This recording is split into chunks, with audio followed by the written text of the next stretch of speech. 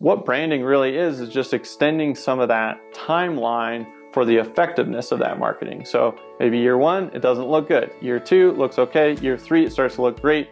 Year five, it looks amazing. Year 10, it looks, really, really good. Hey, I'm Spencer Powell, and welcome back to Builder Funnel TV, where we talk about business growth strategies for remodelers and builders. Now, what I want to talk about today is a very common question and a very, very good question that we get frequently here at Builder Funnel, and that is, are you doing good marketing? Kind of a broad question, but I think it's really important because a lot of times we end up just getting into marketing and trying a bunch of different things, and then you kind of get down the road, and some things you do and you kind of keep doing just because you feel like you should, and some things you maybe stop and start doing new things, and maybe some of those things were actually good. So how do we actually evaluate if we're doing good marketing? And kind of as a sub question of that, like, is your marketing performing? So we're going to dive into a few factors to consider. So the first one is that you should be operating around a budget. So let's say you're a $3 million a year company and you're working to operate at 10% net profit. So you've got 90% for all of your expenses and everything. And so maybe you've allocated 5% of your budget overall sales towards marketing. So that leaves us with, if we do the quick math, 150 grand for your marketing budget every year. So the first thing is, okay, this is what I'm going to spend in marketing this year. Well, I need to make sure that that 150 grand will produce 3 million in sales.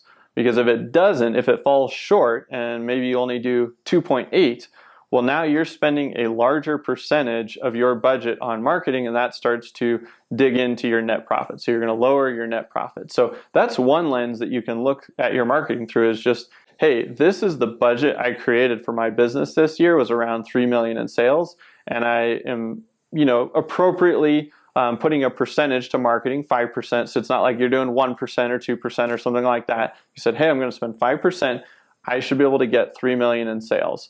And if you don't, then I would say, well, the marketing let you down somewhere, so we need to dig into that. So that is one very easy way to evaluate if you're doing a good job. But obviously this step involves, you have to have a budget, and then you have to allocate a certain percentage towards marketing, know what that percentage is, know what that dollar amount is, and then you actually have to spend it throughout the year so that you can hit your sales targets. So that is the first item. Another way to look at it too, on the flip side, let's say you put the 5% in and then you do 3.2. Well, now that should grow your net profit. So that would say, yes, your marketing is doing good or is performing. If you hit your target, hit your budget, that's probably a successful year. Anything above that is gravy. Anything under that would be underperforming marketing. So the second reason we're going to look at is spending marketing on brand. Now, as I've been thinking about this question, this topic, really what this came down to was, if you're spending marketing money on branding efforts than maybe direct lead gen, really what you're doing here is just extending the timeline for effectiveness of your marketing. So let's break that down. What does that actually mean? Well, if I'm going to spend, say I'm going to spend, 10% of my budget this year on branding things versus just true lead gen activity. So we'll take that 150 grand example, so we'll take 15 grand and say, we're going to do branding with this. This might be, maybe we're going to spend, a little over $1,000 a month on some radio ads. And we know that maybe those radio ads aren't really going to produce for some time because people need to hear the repetitions. Timing probably isn't going to be right. So we might actually not see like an influx of leads. But if we zoom out over 2 years, 3 years, and we say, hey, we're committing to making ourselves known in the local area on these certain radio stations that we know have our target audience, we know this is going to take some time. So we're going to commit to a 3-year window. Well, in the first year, it looks more like, that was branding because we didn't actually get a lot of leads. Then maybe year 2, you start to see some leads. And then maybe year 3 is when you actually start to feel the effects of the branding. So I think at the end of the day, like, what branding really is just extending some of that timeline for the effectiveness of that marketing. So maybe year 1, it doesn't look good. Year 2, it looks okay. Year 3, it starts to look great. Year 5, it looks amazing. Year 10, it looks, really, really good. And really, when we say, oh, really, really good, we're really just talking about I'm getting either more leads, more of the right quality leads, or my cost per lead has dropped far enough. So in the first year, if you just get one call off the radio ads, you go, this is a terrible channel. I spent 15 grand and I got one lead and they didn't convert.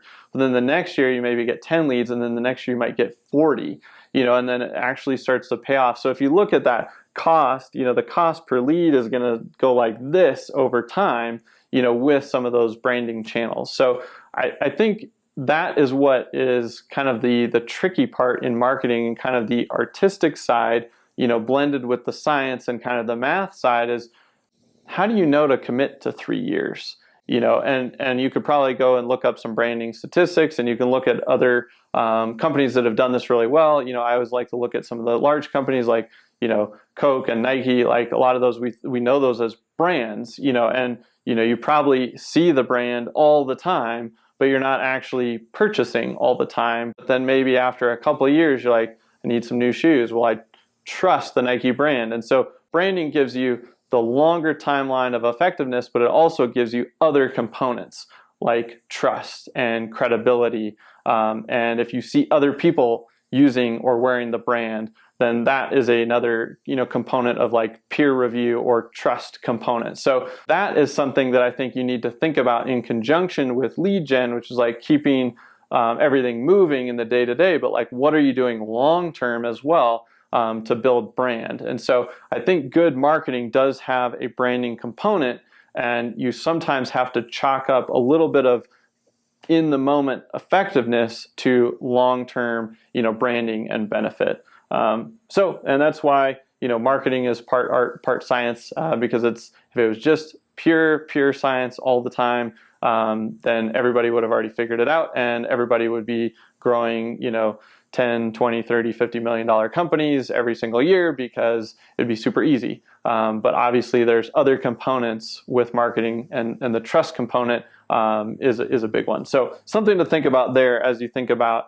is my marketing producing the actual dollars I need to just make my budget work? And then what am I doing for marketing to kind of build this long-term trust in the marketplace, so that when people think about remodeling or think about building a custom home, they've seen me before, so I've got some credibility, or they've heard me from friends and family. So that's like building a customer base and doing a good job so that they talk about it. It kind of bleeds us into a longer conversation, but I wanted to bring up the branding component, because I think sometimes you can do something in a year and the numbers don't look great, but you can still say, yes, I want to keep doing this. All right, so let's talk about another component here, and that is something we briefly touched on with branding, but it's not always about pure numbers. So part of lead gen is quantity, but the other part is quality. So I want to kind of talk about an example here. Let's say we go back to that original one where you're doing 3 million in sales. I would encourage you to look at that 3 million. Say you spent the 5% on marketing and you got the 3 million. What percentage of that 3 million was your ideal job, your perfect client, perfect margins, whatever it was? 80%? Was it 50%? Was it 20%? Maybe you had 4 jobs that were just perfect. They're like $300,000 projects. That's right where you want to be, good margin. And then you kind of do a bunch of filler projects, and then, that combined gets you your 3 million. Well, good marketing can start improving that percentage. And so maybe you only had 4 jobs that were in your perfect sweet spot, and you hit 3 million. Well, the next year, maybe you spend the same on marketing, but you get 6 jobs that were in your perfect sweet spot, and then the rest of them kind of filled, and you did 3 million again. Well, now that you've had more of your ideal type of jobs at better margins, you either actually did a little bit more than 3 million, or if we're saying, nope, we did exactly 3 million, then your net profit increased because you had stronger margins on those jobs. So good marketing can lead to increased profit and the same revenue. So that's something to really look at when you look at your lead flow. You want to look at quantity raw leads is important, but then you want to look at quality, and that is represented in how many meetings did you book, how many of those meetings went to, a second meeting, and then that gives you kind of those close rates, okay, raw lead to meeting, raw lead to second phase, like you can see, okay, how good are the leads coming in, but the real, test is just looking at, well, how many of my kind of ideal projects did I close, and then comparing that year over year. And that is just going to be a very quick way of evaluating, hey, is my marketing